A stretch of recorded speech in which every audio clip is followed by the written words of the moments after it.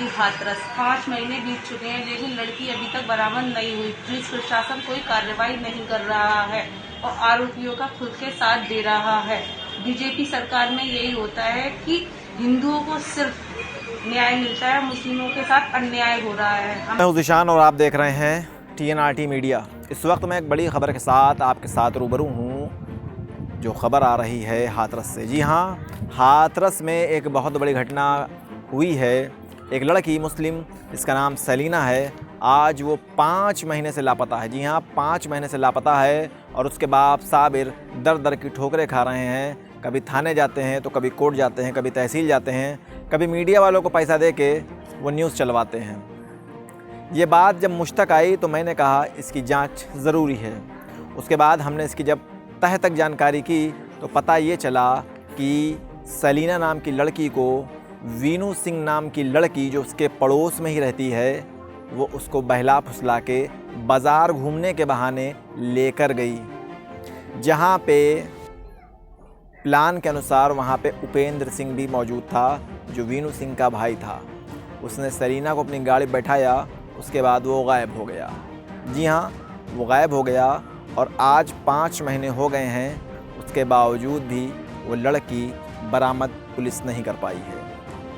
बाप साबिर जो कि दर दर की ठोकरें खा रहे हैं और लड़की को ढूंढने की पूरी कोशिश कर रहे हैं, उन्होंने मुझे बताया, जब मेरी बात हुई उनसे तो उन्होंने ये भी बताया कि उन्होंने कई मीडिया वालों के बहकावे में आके उनको न्यूज़ चलाने की बुनियाद पर पैसे मजबूर होकर दिए। दसियों हज़ार रुपये से मीडिया कर्मियों को दे दिए कि मेरी न्यूज़ लगा दीजिए, इसलिए उनका पैसा इसमें बर्बाद हुआ। उसके बाद उन्होंने पुलिस और थाने और कचहरी न जाने कहाँ कहाँ कितना रुपया बर्बाद किया एप्लीकेशनों में। मैं आपको सारी एप्लीकेशनें दिखाऊंगा।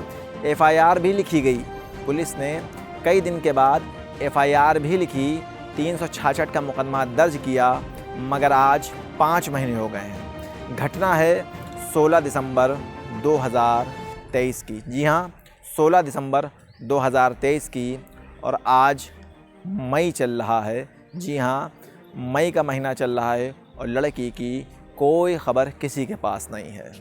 पुलिस दिलासा देने के अलावा कुछ नहीं करती है। और जब इसके बाद हमारी बात लड़की सलीना के बाप से हुई, यानी साबिर से, तो हमने एडवोकेट अब्दुल वाहिद को इसमें बात करने के लिए बोला कि इसमें क्या हो सकता है। तो अब्दुल वाहिद सिद्दीकी ने जब SHO से बात की और लड़की के बाप से बात की, तो अब ये तय किया गया है, अब ये तय हुआ है कि अब मामला हाई कोर्ट में ले जाया जाएगा। जी हाँ, एडवोकेट अब्दुल वाहिद ने बताया कि लड़की के बाप से जो बात हुई है उसके मुताबिक अब केस ये हाई कोर्ट जाएगा और वहाँ से अब पुलिस पे दबाव बनाया जाएगा आगे के लिए, वरना इस तरह लड़की मिलने वाली नहीं है।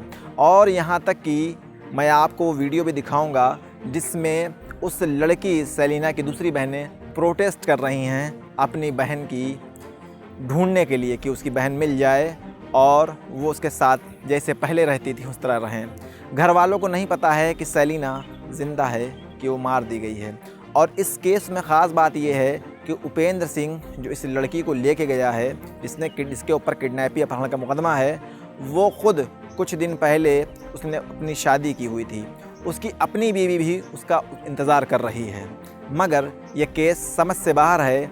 और घर वाले जो सलीना के घर वाले हैं वो पुलिस पर मुस्तकिल इल्ज़ाम लगा रहे हैं कि यहाँ पे पक्षपात चल रहा है और उपेंद्र सिंह, इसके बाप का नाम ओमवीर सिंह है, वो एक पुराना अपराधी है और उसकी पुलिस से अच्छी साठगांठ है।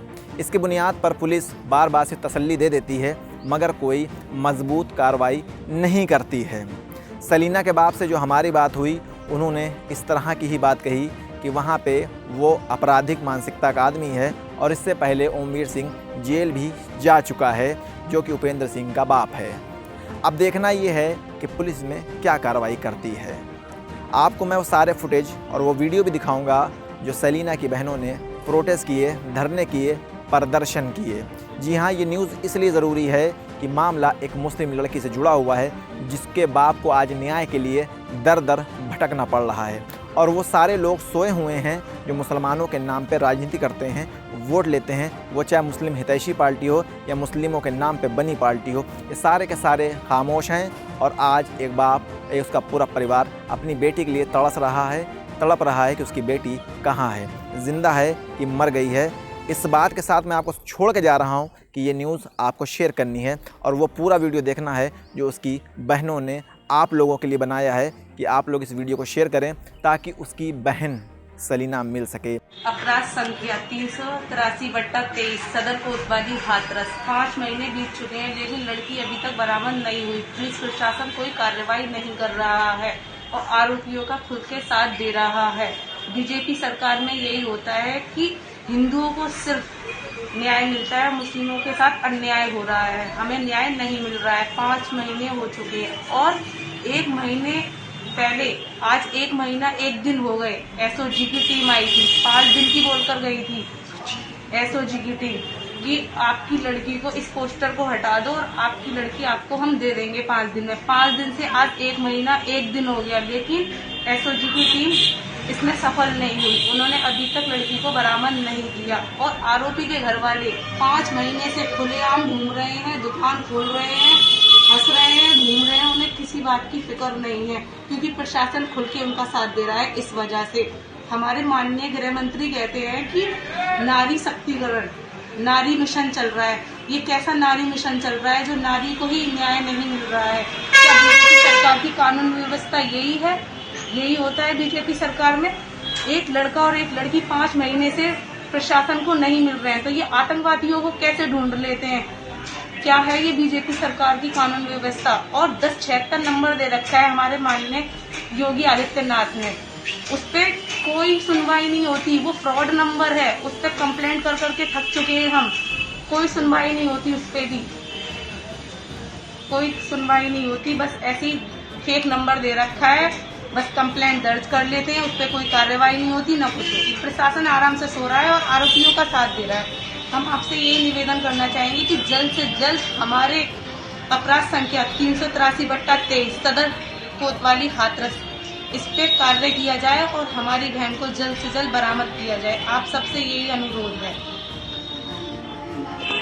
और इस मामले के चलते हमारी नानी की तबीयत 15 दिन से इतनी बिगड़ी कि उनको अटैक आ गया और इस अटैक आने के गंभीर हालत में उनकी मृत्यु हो गई। परसों हमारी नानी का इंतकाल हो चुका है।